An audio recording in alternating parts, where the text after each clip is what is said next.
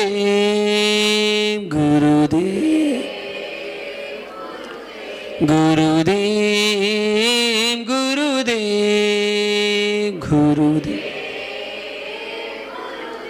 तू ही माता तू ही पिता है, तू ही माता तू ही पिता है, तू ही सच्चा देव गुरुदेव।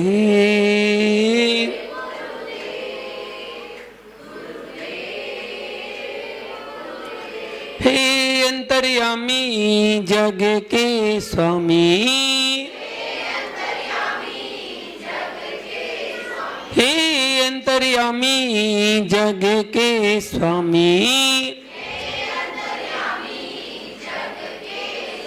तेरा ही सच्चा भेष गुरुदेव।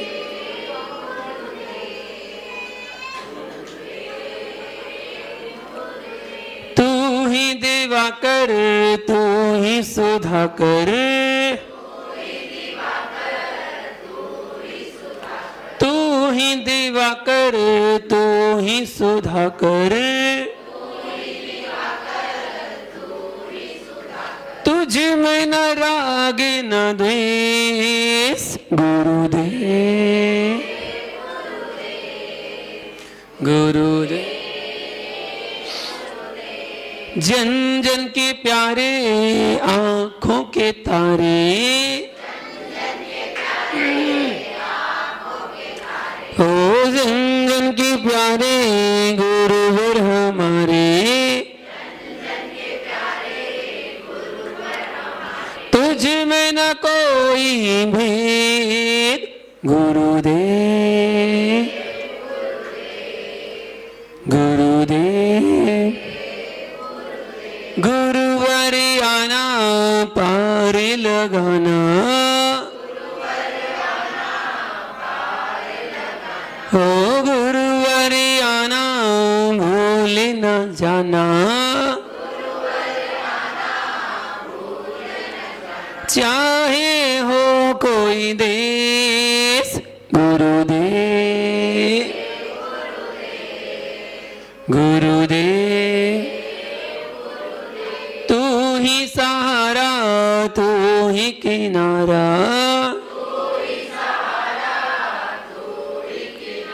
तू ही सहारा तू ही किनारा, तू ही हमारा देव गुरुदेव गुरुदेव।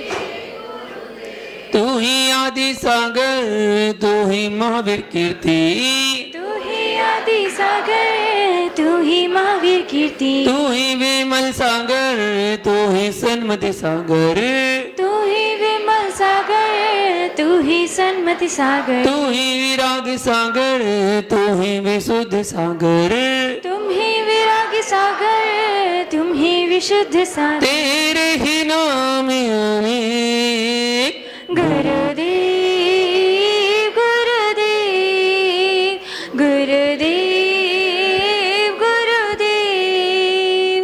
तू ही विराग सागर तू ही विभंजन सागर, तू ही विराग सागर तू ही विभंजन सागर, तेरे ही नाम अनेक गुरुदेव गुरुदेव गुरुदेव गुरुदेव। जब गुरुवर श्री विराग सागर जी महामुनि राज की प्रतिपन्न करेंगे सब लोग। हे भगवान, आज दिन भर में हमारे द्वारा जाने अनजाने में हमारे मूल गुणों में, हमारे उत्तर गुणों में, हमारे कर्तव्यों में, हमारे व्रतों में जो भी अत्याचार अनाचार या दोष लगे हों उसके लिए हम सभी प्रतिक्रमण करते हैं।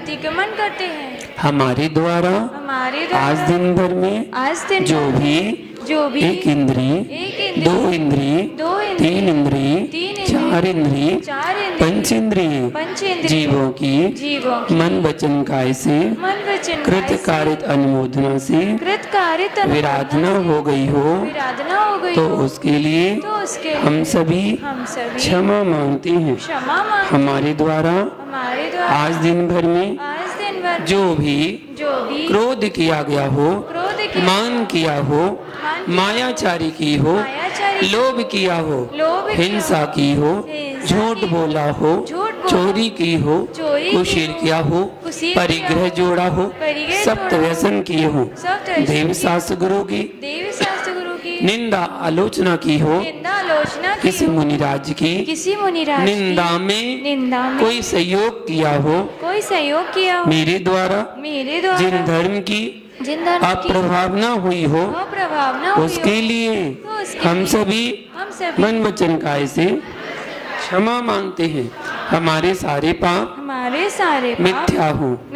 हे भगवान, आज दिन भर में हमारे द्वारा खाने में, पीने में, चलने में, फिरने में, उठने में, बैठने में, सोने में, बोलने में, घर के काम करने में, यदि किसी जीव को दुख हुआ हो, कष्ट हुआ हो, पीड़ा हुई हो, वेदना पहुंची हो, घात हुआ हो, उसके लिए हम सभी मन वचन काय से सभी जीवों से क्षमा मांगते हैं। सभी जीव हमें क्षमा करें, हम भी सभी जीवों को क्षमा करते हैं। तस्मिच्छामि दुक्कडम, तस्मिच्छामि दुक्कडम, तस्मिच्छामि दुक्कडम।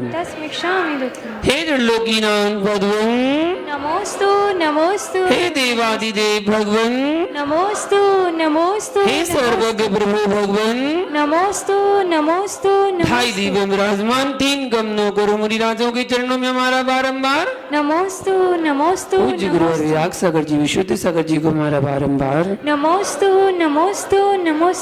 परम पूज्य उपाध्याय श्री विभंजन सागर जी मुनिराज को हमारा बारंबार नमोस्तु। आपस में सभी लोग हंस के मुस्कुराते हुए जय जिनेन्द्र भगवान की जय कर लगाए।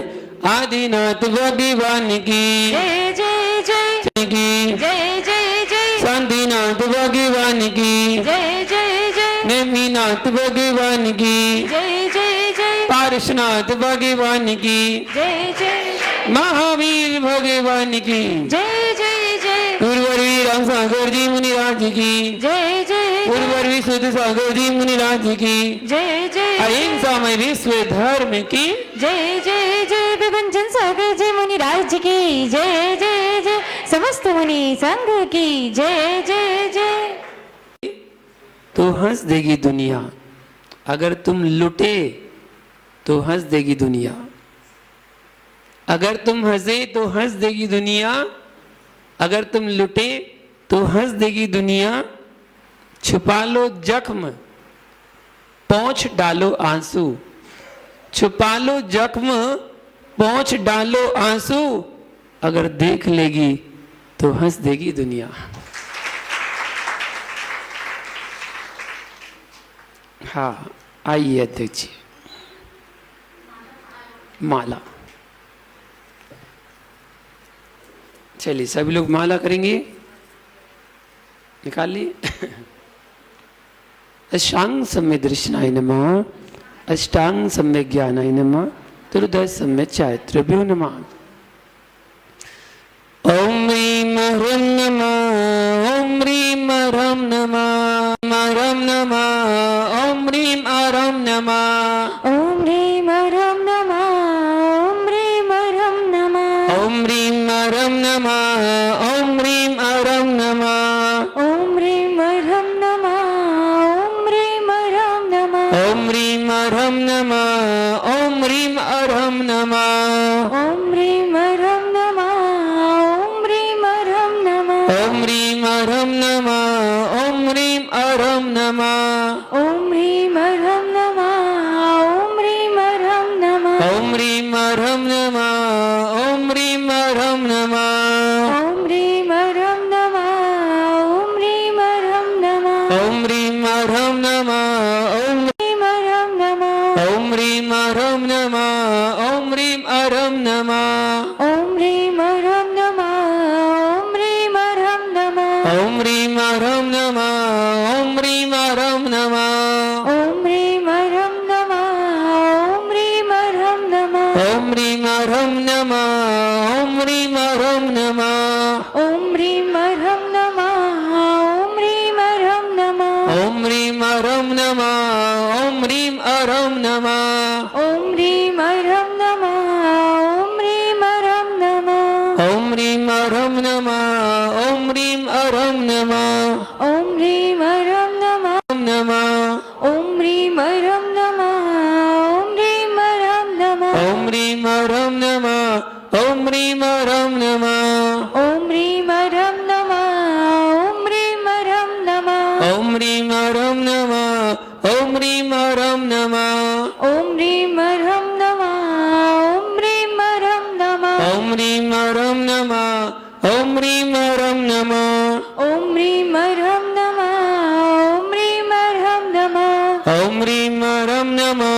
ओम ह्रीं अर्हं नमः ॐ ह्रीं अर्हं नमः ॐ ह्रीं अर्हं नमः ओम ह्रीं अर्हं नमः ओम ह्रीं अर्हं नमः ॐ ह्रीं अर्हं नमः ॐ ह्रीं अर्हं नमः ओम ह्रीं अर्हं नमः ओम ह्रीं अर्हं नमः ॐ ह्रीं अर्हं नमः ॐ ह्रीं अर्हं नमः ओम ह्रीं अर्हं नमः ओम ह्रीं अर्हं नमः ॐ ह्रीं अर्हं नमः ॐ ह्रीं अर्हं नमः ओम ह्रीं अर्हं नमः ओम ह्रीं अर्हं नमः ॐ ह्रीं अर्हं नमः ॐ ह्रीं अर्हं नमः ओम ह्रीं अर्हं नमः ओम ह्रीं अर्हं नमः ॐ ह्रीं अर्हं नमः ॐ ह्रीं अर्हं नमः ओम ह्रीं अर्हं नमः ओम ह्रीं अर्हं नमः ॐ ह्रीं अर्हं नमः ॐ ह्रीं अर्हं नमः ओम ह्रीं अर्हं नमः ओम ह्रीं अर्हं नमः ॐ ह्रीं अर्हं नमः ॐ ह्रीं अर्हं नमः ओम ह्रीं अर्हं नमः ओम ह्रीं अर्हं नमः ॐ ह्रीं अर्हं नमः ॐ ह्रीं अर्हं नमः ओम ह्रीं अर्हं नमः ओम ह्रीं अर्हं नमः ॐ ह्रीं अर्हं नमः ॐ ह्रीं अर्हं नमः रहता नहीं ओम ह्रीं अर्हं नमः ओम ह्रीं अर्हं नमः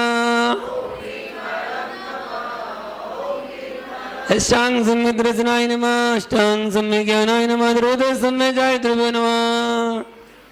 जय बोलो शांतिनाथ भगवान की। जिज्ञासा के माध्यम से जान रहे थे अभिषेक के बारे में और बहुत कुछ जाना, अभिषेक का फल तक जाना कि अभिषेक करने से क्या फल की प्राप्ति होती है उसके बारे में जाना। तब अभिषेक से आगे बढ़ते हैं, शांति धारा के लिए जाते हैं।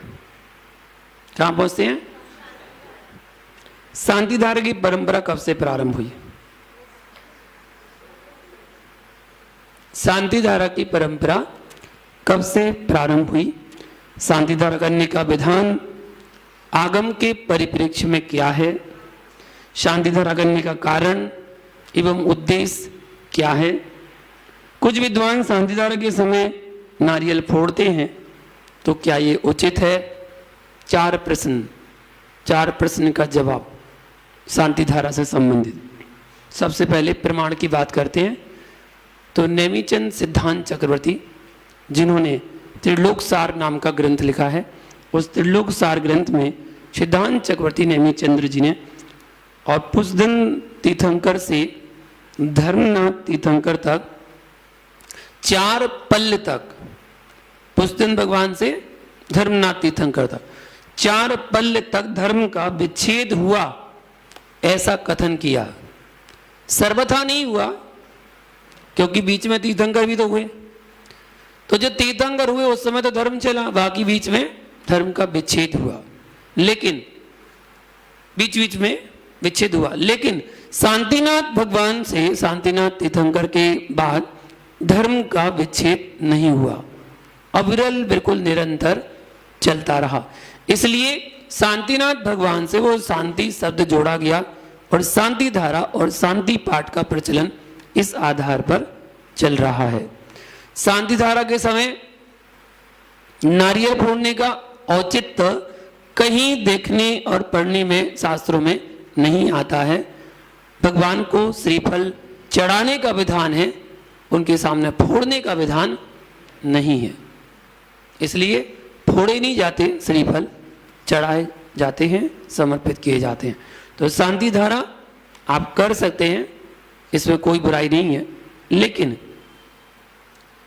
शांति धारा प्राचीन परंपरा की बात करें तो प्राचीन परंपरा में विशेष आयोजनों पर ही शांति धारा होती थी, जैसे पंच कल्याणक महोत्सव, वेदी प्रतिष्ठा महोत्सव, महापूजा, बड़ी बड़ी पूजाएं, उनमें शांति धारा का विधान होता था।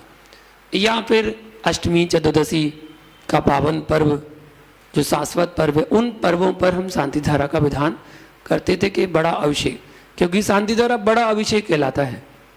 एक होता है लघु अभिषेक, एक होता है बड़ा अभिषेक। तो लघु अभिषेक जो छोटे कलशों से करते हैं वो लघु अभिषेक कहलाता है, और शांति धारा जिसमें निरंतर धारा बिल्कुल बिना टूटे चल रही है, वो अविरल धारा पूरे बीजाक्षर मंत्रों के साथ जुड़ी हुई, उसको व्रत शांति धारा के नाम से जाना जाता है। वर्तमान में कई प्रकार की शांति धाराओं का प्रचलन चल रहा है, हो गया है। उचित कौन सा है, कौन सी शांति धारा को उचित माने? ये वाली शांति धारा बहुत अच्छी है। कौन सी? तो देखिए, बीजाक्षर एवं विश्व शांति की कामना वाली आचार्य प्रणीत शांति धारा, वही हमें करने योग्य होती है। व्यक्तिगत या लौकिक कामना उसमें नहीं होना चाहिए, व्यक्तिगत और लौकिक कामना नहीं होना चाहिए। जो ये कहते हैं ना, छिंद छिंदी बिंदी बिंदी, छिंदी छिंदी बिंदी बिंदी, हम किसको मारने की भावना आ रहे हैं? किसको छिंद छिंद करना चाहते हो? किसको भिंद भिंद करना चाहते हो? छिंद छिंद का मतलब छिंदी छिंदी, और भिंद मतलब भिंदी भिंदी, भिंद भिंद करना। किसको अलग करना चाहते हैं? हम जिसको अलग करने की भावना भा रहे हैं, मान लो कोई रोग का शमन करने की भावना भा रहे हैं, वो रोग जड़ से समाप्त हो जाए। वो रोग कीटाणुओं से बना है, जीव जंतुओं से बना है, वायरस बना है, उसमें भी तो जीव राशि है। आप उन सब जीवों के मरने की कामना कर रहे हैं, ये सब जीव मर जाएं। आप तो अहिंसावादी हैं, तो अहिंसावादी आप उनकी मरने की भावना कैसे भा सकते हैं? वो भी तो जीव हैं। हम तो सबके जीवों की कामना करते हैं। एक तरफ तो लास्ट में बोलते हैं संपूजिका नाम प्रतिपालिका नाम यतींसामंत बोधना नाम देशस्य राष्ट्रस्य पुरस्य राज्ञा करो तो शांतिम। क्या मनुष्यों के लिए शांति की कामना कर रहे हैं क्या? हम तो प्राणी मात्र की शांति की कामना करते हैं। देश में, राष्ट्र में, पूर्व में, गांव में, गली में, मोहल्ले में, समाज में, सब जगह क्या हो? हम स्वार्थी नहीं है, स्वार्थी नहीं है, हम स्वपर कल्याणवादी हैं। हम अपना कल्याण तो चाहते हैं, साथ में दूसरे का भी चाहते हैं, अपना भी और पर का भी, स्वपर कल्याणक, दोनों का कल्याण, ऐसी भावना हम यहाँ पर भाते हैं। इसलिए किसको छिन छिन बंद बंद करना चाहते हैं? हम शांति धारा करें शांति मंत्रों के साथ, हम शांति धारा करें बीजाक्षर मंत्रों के साथ, जिसमें बीजाक्षर मंत्र जुड़े हैं। हम किसकी शांति धारा कर रहे हैं? तीर्थंकर भगवान की। भगवान कितने मूल गुणधारी हैं? 46 मूल गुणधारी हैं। उन 46 मूल गुणों में 8 प्रातिहार मुख्यतः माने जाते हैं। वो 8 प्रातिहार अरंत अवस्था में ही आते हैं। तो उन 8 प्रातिहारों को संबंधित हम बीजाक्षर मंत्रों को उच्चारण करते हैं भगवान के मस्तक पर। जो भगवान प्रतिष्ठित हुए हैं, जो भगवान सूर्य मंत्र से प्रतिष्ठित हुए हैं, जो अंकन्यास किए गए हैं, जिन प्रतिमा पर मंत्र न्यास किए गए हैं, जिन पर सूर्य मंत्र देकर पूरे पंच कल्याणक के संस्कार आरोपण किए गए हैं, वैसे भगवान प्रतिष्ठित हैं। उन भगवान के मस्तक पर, मस्तकोपरि, मस्तक के ऊपरी भाग में शांति धारा करना चाहिए। जो विद्वान पंडित नए नए ज्ञानी बन जाते हैं, वो कहते हैं नहीं नहीं शांति धारा चरणों में करना चाहिए, नहीं नहीं शांति धारा यंत्र पे करना चाहिए। ये सब उनके पर्सनल विचार हैं। आगम संबंध जानो तो समझो कि किस प्रकार हमने प्रतिमा को प्रतिष्ठित किया है। तो प्रतिमा को प्रतिष्ठित करने के लिए अंग अंग पर, सर्वांग पर अंकन्यास किया गया था। एक एक बाजू में, ऊपर हाथ में क ख ग घ ण च छ ज झ ण, अय्या पूरी वर्णमाला अंकन्यास, वही अंकन्यास कहलाता है। पूरी वर्णमाला पूरे शरीर पर लिखे जाते हैं, मस्तक से लेकर अंगूठे तक पूरे में उन मंत्रों का लिखा गया। इसलिए धारा ऐसी छोड़ी जाए कि पूरे शरीर को नभन करती हुई वो धारा निकले, ऐसी धारा करना चाहिए। मस्तकों पर ही शांति धारा की जाती है, ना कि यंत्र पर शांति धारा की जाती है। तो शांति धारा को अविरल करना चाहिए, तोड़ना नहीं चाहिए। उत्तम तो यही है कि शांति धारा बदली नहीं जाती है। शांति धारा कलश एक व्यक्ति पकड़कर ही करता है, एक व्यक्ति का चयन किया जाता है और वो ही शांति धारा करता है। ऐसा नहीं थोड़ी तुमने कर ली, थोड़ी तुमने कर ली, थोड़ी तुमने कर ली, थोड़ी तुम लगा लो हाथ, थोड़ी तुम लगा लो हाथ। शांति धारा एक व्यक्ति ही करता है, यही विधान है। बाकी जो परिपाटी, जो परंपरा पर्सनली जिसी की हो तो वो अलग है। अगर आप शास्त्र संबद्ध बात करें तो एक व्यक्ति ही शांति धारा करता है। इसलिए यही कारण है कि बहुत सारे लोग हैं तो सब करना चाहेंगे, इसलिए उसका चयन कर दिया जाता है। चाहे वो थोड़ी सी भी कुछ राशि कर दी कि चलो भाई 251 राशि कर दी, भाई मिनिमम से मिनिमम भाई रोज करना ना, तो या तो नंबर निकाल दें कि भाई 30 लोग अभिषेक करने वाले हैं तो 30 लोगों की पर्ची डाल दी गई, जो पर्ची निकलती जाए आज वो शांति धारा करेगा, बस सिंपल। तो 30 दिन में 30 लोगों का नंबर लग जाएगा, अगले दिन फिर से ड्रा लग जाएगा, ऐसा। और विशेष आयोजनों में उसमें छूट रखेंगे भाई, उसमें विशेष आयोजन में बोली के माध्यम से शांति धारा का चयन किया जाएगा, क्योंकि वो विशेष पर्व है। तो पर्व के दिनों में बोली और बाकी दिन जैसी व्यवस्था की जा सकती है तो करना चाहिए। तो विश्व शांति की भावना हम आते हैं, बीजाक्षर एवं विश्व शांति की कामना वाली ऐसे बीजाक्षरों से सहित शांति धारा करना चाहिए। तीर्थंकर भगवान 64 रिद्धियों से सहित होते हैं, इसलिए उन 64 रिद्धियों के प्रतीक जो रिद्धि मंत्र होते हैं, उन रिद्धि मंत्रों को उसमें शांति धारा में बोला जाता है। नमो जरणम, नमो ओहि जरणम, नमो परमोहि जरणम, नमो सब्बोहि जरणम, ये बीजाक्षर मंत्र हैं। उनको हम बोलकर और वो जल भी मंत्रित कर लेते हैं। वो जल भगवान को स्पर्श करते हैं तो वो जल भी मंत्रित हो जाता है, और वो जल की एक बूंद गंधोदक जो बन गई और वो मस्तक पर लगाते हैं तो सावय धम्म दोहा ग्रंथ में कहा गया है कि सुरा सुरेंद्र की पदवी होती है, प्राप्ति होती है, देवेंद्र धर्मेंद्र पद की प्राप्ति होती है उस एक बूंद, उस भगवान के स्पर्श की हुई बूंद से लगाने से। इसलिए गंधोदक को बड़ी विनय पूर्वक लगाना चाहिए। गंधोदक आपके द्वारा गिरना नहीं चाहिए। गंधोदक को उत्तमांग में लगाएं, उत्तम स्थानों पर लगाएं, जो दर्शन ज्ञान चारित्र का प्रतीक है वहां पर आप गंधोदक लगाएं। गंधोदक की अभिनय ना हो, गंधोदक को एक बूंद भी कहीं ना गिर जाए, इसलिए गंधोदक को लेकर जहां आपने 3 स्थानों पर लगाया उसके बाद पूरा मस्तक आपके ऊपरी परी पर हो जाना चाहिए, वहीं पर समा जाना चाहिए। अगर लगाते समय एक आध बूंद गिर गई तो उसको पहुँच लेना चाहिए। उसके बाद अपने हाथों को ही ऐसे कर लेना चाहिए जिससे वो हाथों में ही सूख जाए। अगर आप दोबारा जल लेकर धोते हैं तो जो हाथ में गंधोदक आपके लगा हुआ था वो धोने वाले पानी में जाएगा और धोने वाला पानी वेस्ट में बहाया जाएगा। तो इसलिए उसका ध्यान रखना चाहिए। ये पोतना नहीं चाहिए। कुछ लोग पोतते हैं ना गंधोदक, तो पोतना नहीं चाहिए। पोतना मतलब हाथों में, पेट में, पैर और पीछे पीठ में, और गर्दन दर्द कर रही थी रात को ना, सोते समय गर्दन में दर्द हो गया था, सो गर्दन ही में पोतने लग गए। भाई मलम थोड़ी है वो, सो मलम लगा रहे हो।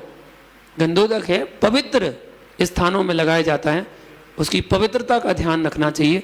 जैसा कि सुबह आपको बताया गया था कि पवित्र से पवित्र वस्तु हम अपने शरीर में स्पर्श कराते हैं तो शरीर के स्पर्श से वो पवित्र वस्तु भी अपवित्र हो जाती है। और जब आप अपवित्र स्थानों पर ही लगाएंगे तो वो तो स्वाभाविक सी बात है, वो तो वैसे ही अपवित्र स्पर्श करने मात्र से हो गया, थोड़ी देर भी नहीं रुकेगा।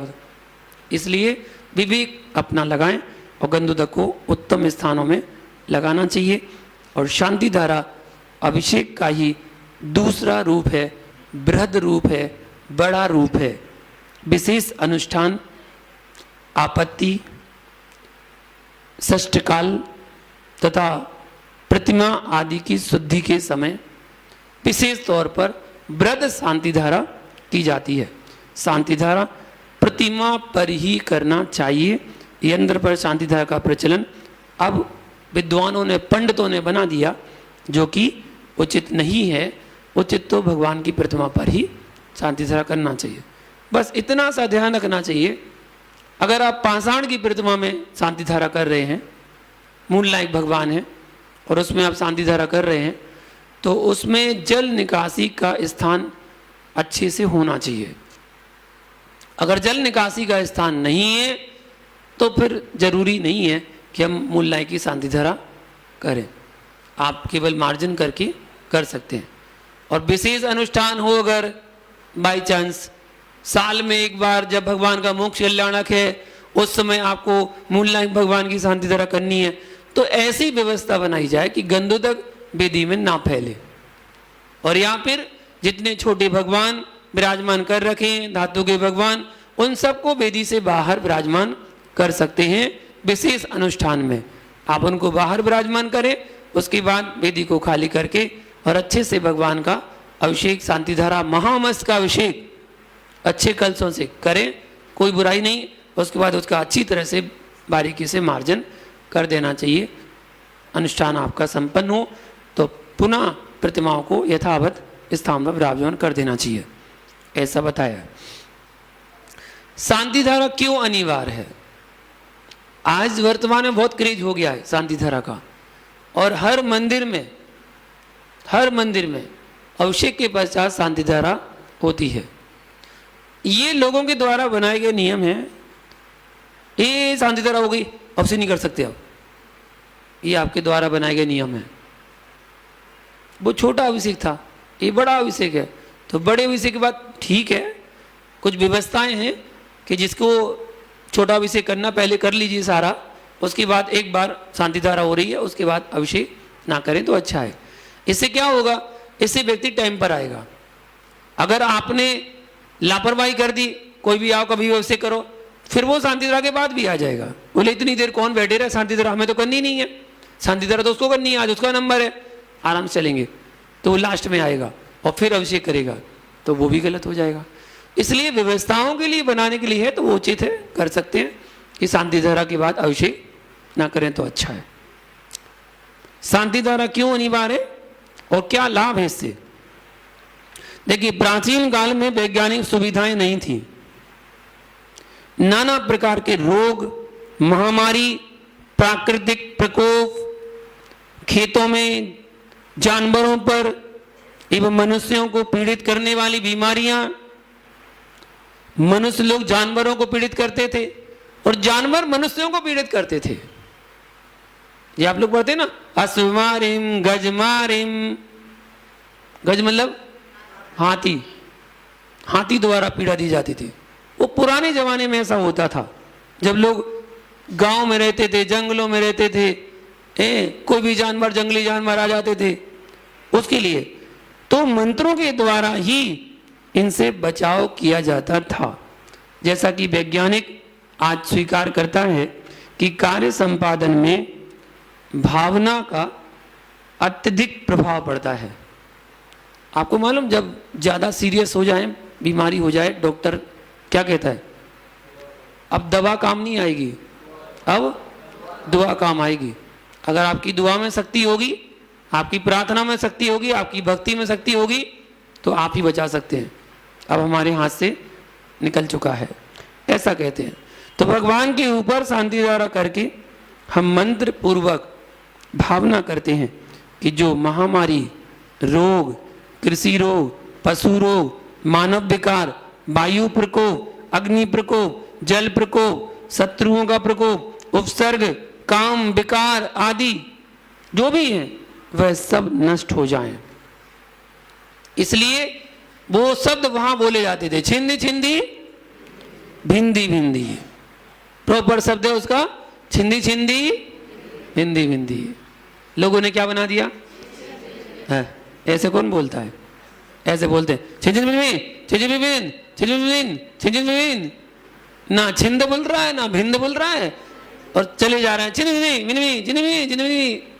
अब पूरा शब्द है छिंदी छिंदी भिंदी भिंदी, ये शब्द है। तो अगर उसको प्यार से आराम से बोला जाए तो बात अलग। अब तो रेड गाड़ी भगा देते हैं छिंदी छिंदी मिनवी छिंदी छिंदी मिनवी। छिंदी छिंदी बिंदी बिंदी का अर्थ यही है कि यह रोग या विकार नष्ट हो जाए, विश्व में शांति हो जाए। लेकिन लोगों ने इसका गलत अर्थ ले लिया, जबकि शांति धारा भावों को निर्मल करने का सर्वोत्तम साधन है। अपने भाव निर्मल होना चाहिए। हम भगवान के गुणगान गा रहे हैं, उस अभिषेक से भगवान के गुणगान गा रहे हैं, स्तुति कर रहे हैं, भगवान की अष्टभ्रातिहारों का वर्णन कर रहे हैं, 64 रिद्धियों का वर्णन कर रहे हैं, बीजाक्षर मंत्रों को बोले ओम राम रीम रोम रोम रीम रोम रम रम रा।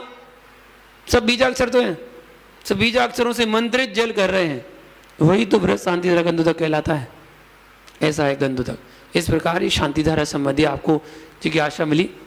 समय हो रहा है, एक अंतिम क्वेश्चन और आपको बताऊं। देखिए आपके यहाँ परिपाटी क्या है मुझे नहीं मालूम, लेकिन जो शास्त्रमत है वो मैं आपको बता रहा हूं। जिज्ञासा है किसी की कि सफेद दाग वाला व्यक्ति अभिषेक पूजन कर सकता है या नहीं, वह अनुष्ठान में इंद्रादि पात्र बन सकता है या नहीं।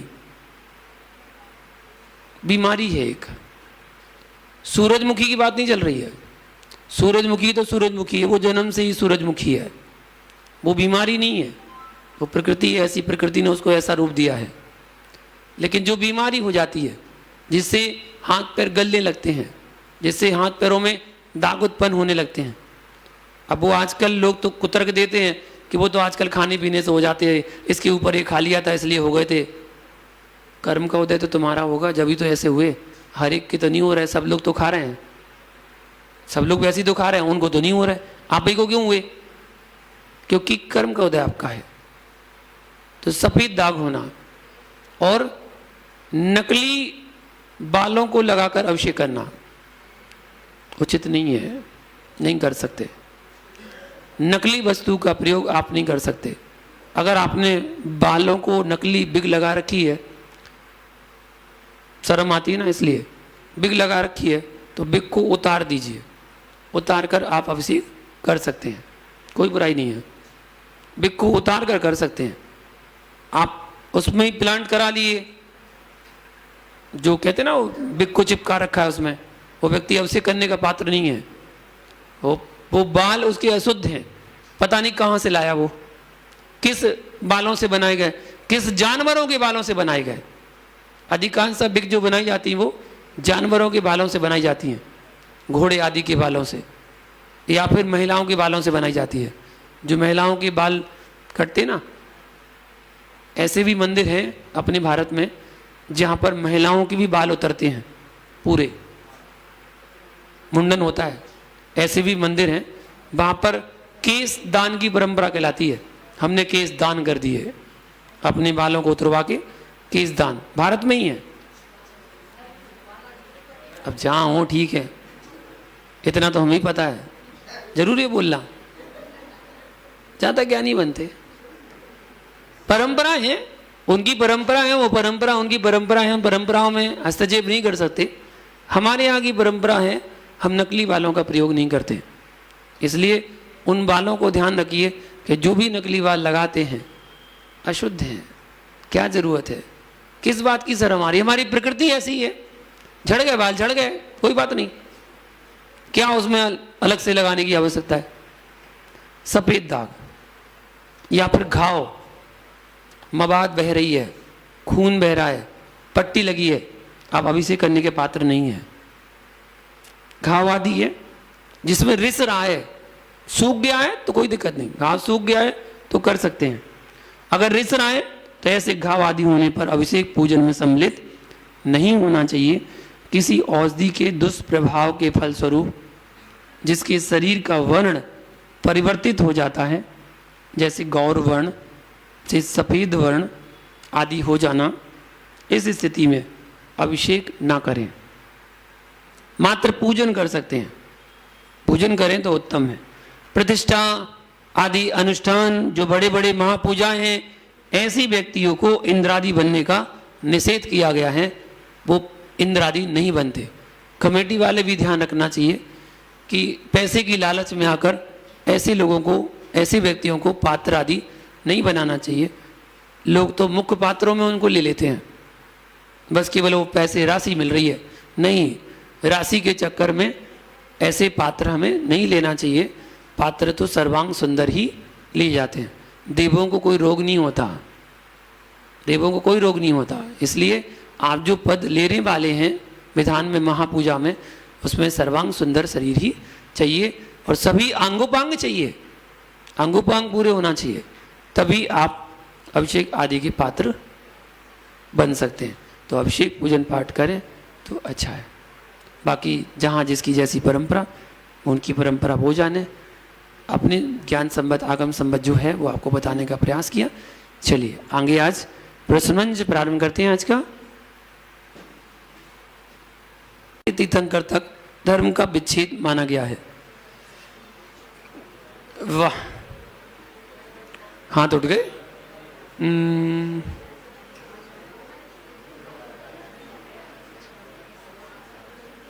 बताओ आशीष। पुष्पदंत भगवान से लेकर धर्मनाथ भगवान तक धर्म का विच्छेद रहा। बीच बीच में शब्द बोल दो, बीच बीच में। हाँ, बिल्कुल सही जवाब। अगला क्वेश्चन,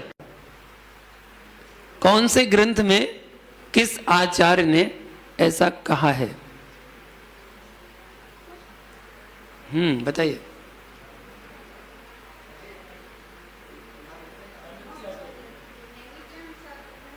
सागर ने, नेमीचंद ने, एक शब्द और बोला था हमने नेमीचंद जी के साथ, उपाधि थी उनकी, वो कौन सी उपाधि थी? चलिए, बिल्कुल सही जवाब। अगला क्वेश्चन, कौन सी उपाधि थी वो? कौन बोला? 51 माला फेरियो। झटके दे के कम से 51 माला बढ़ा ही देते हैं। मुबारकबाद दो उनको, 51 माला मिली है गिफ्ट में। हाँ, कोई बात नहीं, चलेगा। अगला क्वेश्चन तो बता दिया आपको, सिद्धांत चक्रवर्ती नेमीचंद आचार्य हुए जिन्होंने त्रिलोक सार ग्रंथ में ऐसा वर्णन दिया है कि पुष्पदंत भगवान से धर्मनाथ भगवान का विच्छेद रहा, उसके बाद शांतिनाथ भगवान से निरंतर अविरल धर्म चलता रहा। इसलिए शांति धारा और शांति पाठ का प्रचलन इस आधार पर माना जा सकता है। बताइए अगला क्वेश्चन, वर्तमान में शांति धारा किसको उचित माने? ऐसी कौन सी शांति धारा उचित माने? उसमें क्या होना चाहिए जो शांति धारा उचित कही जा सकती है? अब लेडीज का नंबर, अभी किसी ने जवाब दिया था? लेडीज नहीं था, जेंट्स का नंबर। जेंट्स में तो एक ही है, 2 हो गए। और बताओ। नहीं, चलो आप ही बताओ।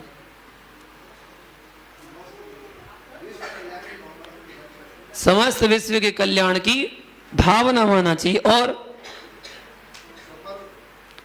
कौन सी वाली अच्छी है शांति धारा? बहुत सारी शांति धारा चल रही है, अलग अलग मुनि होगी, इनकी उनकी माता जी होगी, शांति धारा बन गई है, जिसमें अष्टपराधियों का वर्णन हो, जिसमें 64 रिद्धियों का वर्णन हो और विश्व कल्याण की भावना हो, ऐसी शांति धारा को उचित माना जा सकता है। बिल्कुल सही जवाब। अगला क्वेश्चन जीके का है, पहले एक आतर पूछ ले। शांति धारा हमें कहाँ करना चाहिए? शांति धारा हमें कहाँ करना चाहिए? शब्द बोलना, जो हमने शब्द बोला था, जो शब्द बोला था ना, वही शब्द बोलना है। काव्या बताएगी? बता काव्या।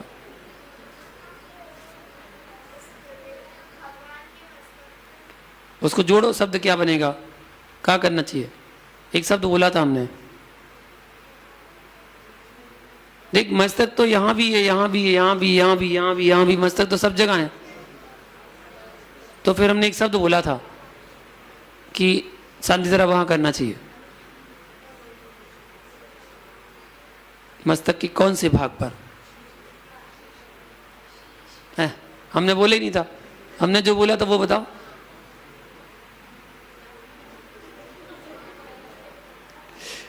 बताओ, दीपाली बता रही है।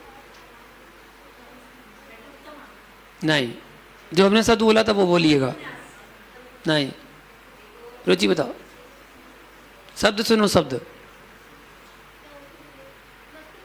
बिल्कुल सही जवाब, मस्तकोपरि, मस्तक के ऊपरी भाग में हमें शांति धारा करना चाहिए। यंत्र आदि पर शांति धारा नहीं होती है।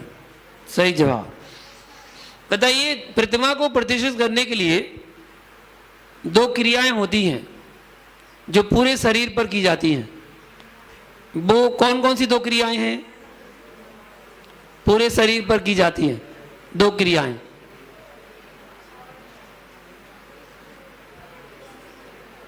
हाँ, आशा जी बताइए। नहीं,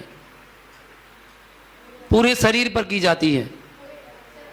पूरे शरीर पर की जाती है 2 क्रियाएं कौन कौन सी हैं? कल आंटी को मिली थी कि शिवानी जी को गिफ्ट मिली थी? आपको नहीं मिली थी, इनको मिली थी। चलो बताओ।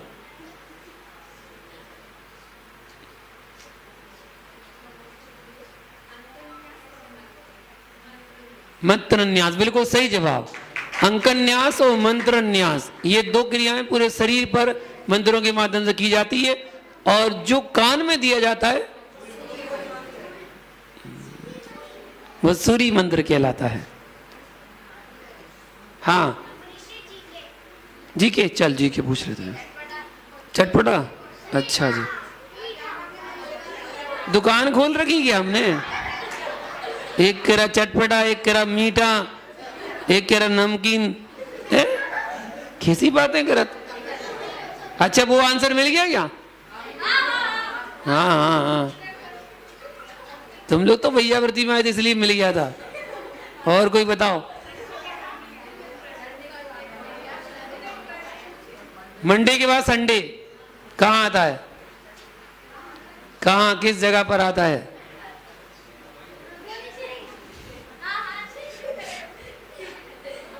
कोई नया व्यक्ति बताए जिसने सर्च किया। तूने सर्च किया है? पता है?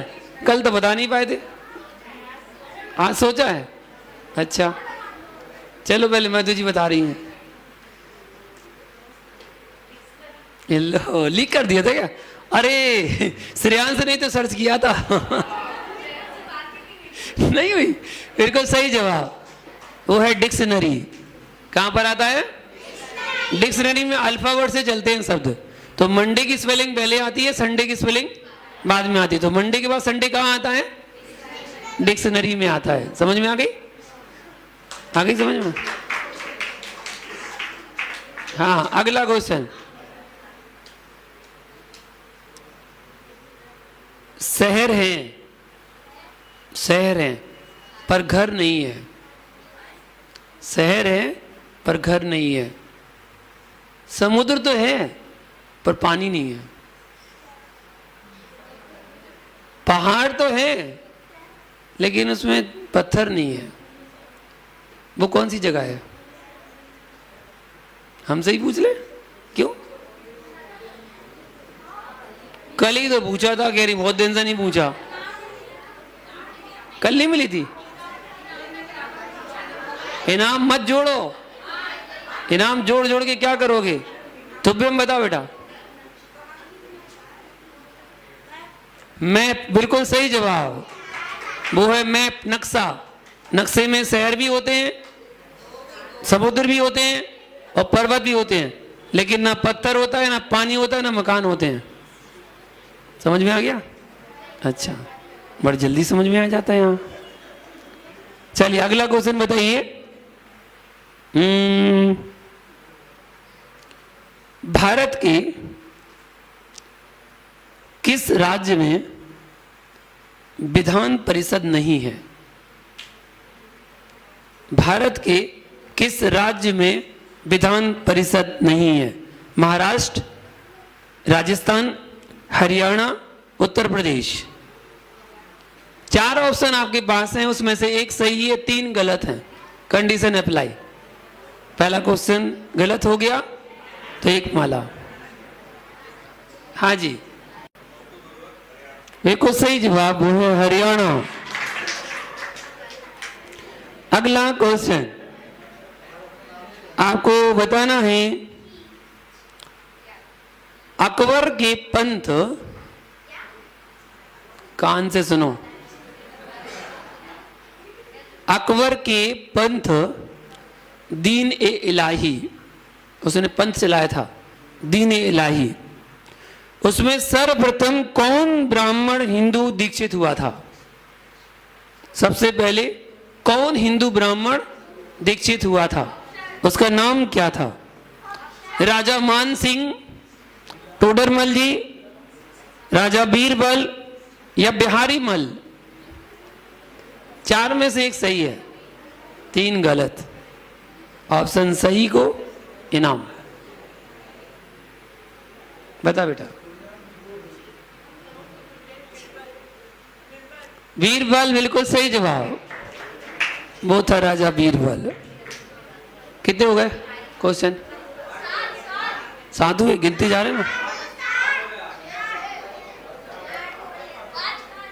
कह रही 6 54। चलो पहले 2 पूछते हैं, उसके बाद पहले 2 पूछते हैं, उसके बाद फिर 12 हैं। मरवाओगे तुम लोग। हाँ, अगला क्वेश्चन सुनिए। चलिए हिस्ट्री की बात करते हैं। 1990 में महाराष्ट्र के मुख्यमंत्री कौन थे? 1990 में महाराष्ट्र के मुख्यमंत्री कौन थे? लखी राम काबरे, देशमुख पांडे, शरद पवार, दिग्विजय सिंह। कौन थे महाराष्ट्र के मुख्यमंत्री? कौन थे? शरद पवार, बिल्कुल सही जवाब। अगला क्वेश्चन, विदेह क्षेत्र के अंतिम तीर्थंकर का क्या नाम था? विदेह क्षेत्र के अंतिम तीर्थंकर का नाम क्या था? विमलनाथ, स्वयंभू, अजितवीर, अमीम। अंतिम तीर्थंकर का नाम। एक परिवार में नहीं, आंटी बताएंगे। कंफर्म में बोले हैं। गलत हुआ तो क्या हुआ? 1 माला बस, और क्या हुआ? क्या क्या खाना खाया था शाम को? तो क्या? बिल्कुल सही जवाब, अजितवीर, बिल्कुल सही जवाब। अंतिम तीर्थंकर। आइए, इनाम किसकी तरफ से है? जब तक एक और क्वेश्चन का जवाब सुनिए। श्री कृष्ण और रुक्मणी का विवाह किस पर्वत पर हुआ था? उस पर्वत का नाम बताइए। किस पर्वत पर हुआ था श्री कृष्ण और रुक्मणी का विवाह? कोई बताने के लिए इच्छुक है? खोजो खोजो खोजो। ऑप्शन सुनो, हिमालय, गजवंता, रेवतक या समय शिखर? 4 ऑप्शन, इसमें से एक सही है, 3 गलत हैं। जल्दी बताइए। ज्ञानी अम्मा बता रही हैं। ज्ञानी अम्मा,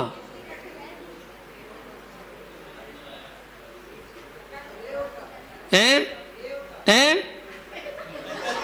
समय शिखर? क्या? हिमालय? फिर क्या? अरे अरे अरे, देखो देखो देखो, यानी अम्मा जी को देखो। अच्छा, आंसर क्या है? देखो देखो। अच्छा, हिमालय के शिखर जी। अच्छा, 50-50 कर देते हैं, 2 में से एक सही एक गलत, ठीक है? गजपंता या रेवतक? लॉक कर दें? एक को सही जवाब। आ जाइएगा, आइएगा जल्दी, इनाम जिनकी तरफ से है। वो वाला क्वेश्चन मिल पाए क्या? हाँ निकलते जाओ, बस निकलते जाओ। ये खड़ी गाय को है, जाओ फोटो बनवा देंगे।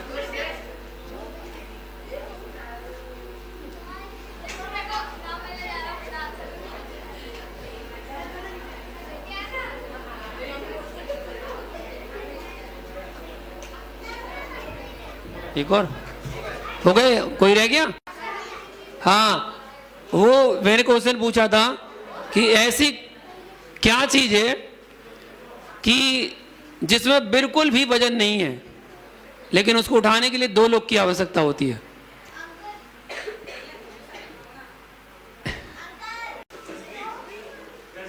गृहस्थी। हाँ, बहुत वजन है उसमें, तो एक एक चीज को उठाने में बहुत मेहनत लगती है। ममता जी का आंसर गलत हो गया था, पहले सही हो चुका? बताओ।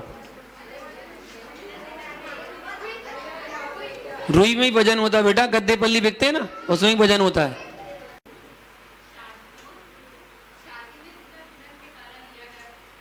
लिया गया वचन नहीं। और कोई बताइए? जवाबदारी नहीं।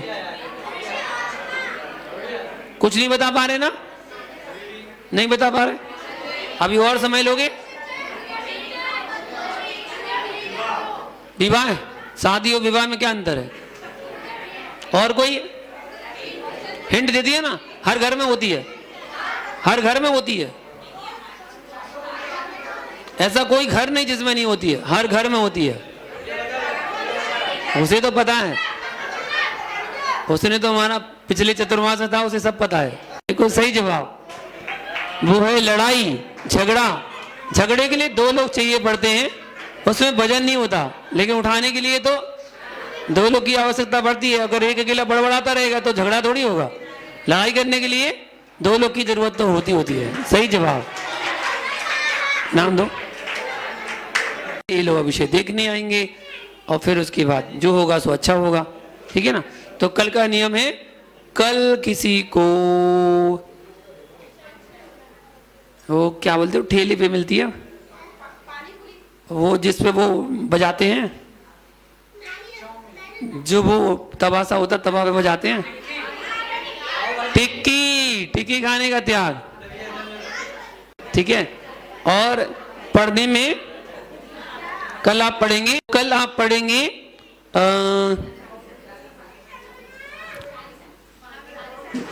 बीतराग स्तोत्र।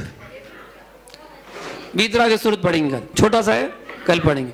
आरती उतारो विभंजन सागर जी मुनिराज, आज थारी आरती उतारो थारे मुहूर्त निहारो, आरती उतारो थारे मुहूर्त निहारो, विभंजन सागर जी मुनिराज, आज थारी आरती उतारो। क्षेत्र सुनागिरी जन्म लियो है, क्षेत्र सुनागिरी जन्म लियो है, माँ जिन वाणी को धन्य कियो है, माँ जिन वाणी को धन्य कियो है, विराग सागर जी के लाल, आज थारी आरती उतारो, विभंजन सागर जी मुनिराज, आज थारी आरती। ज्ञानी ध्यानी निरअभिमानी, ज्ञानी ध्यानी निरअभिमानी, शांति सुधार सिके हो दानी, शांति सुधार सिके हो दानी, वाणी है सुखकार, आज थारी आरती उतारो, विभंजन सागर जी मुनिराज, आज थारी आरती उतारो।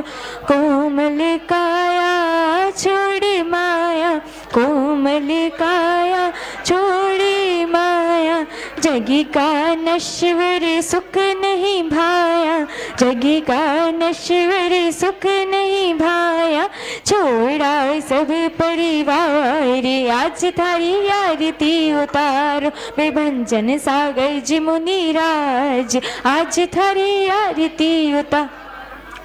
मोक्ष बधू तुम्हें को अति प्यारी, मोक्ष बधू तुम्हें को अति प्यारी। गुरु महिमा तुमसे जग जानी, गुरु महिमा तुमसे जग जानी। करो जगत उद्धार, आज थारी आरती उतारो। विभंजन सागर जी मुनिराज, आज थारी आरती उतारो। स्वर्ण रतनमय आरती भाई, स्वर्ण रतनमय आरती भाई। केवल ज्ञान मिले सुखदाई, केवल ज्ञान मिले सुखदाई। युग युग जियो मुनिराज, आज थारी आरती उतारो। विभंजन सागर जी मुनिराज, आज थारी। चौथी आरती से उपजाया, दर्शन देखत पाप पलाया। पांचवी आरती साधु तिहारी, कुमति विनाशन शिव अधिकारी। शरण में ले लो मुनिराज, आज थारी आरती उतारो। विभंजन सागर जी मुनिराज, आज थारी आरती उतारो। विभंजन सागर जी मुनिराज, आज थारी आरती उतारो। बोले परम पूज्य उपाध्याय श्री विभंजन सागर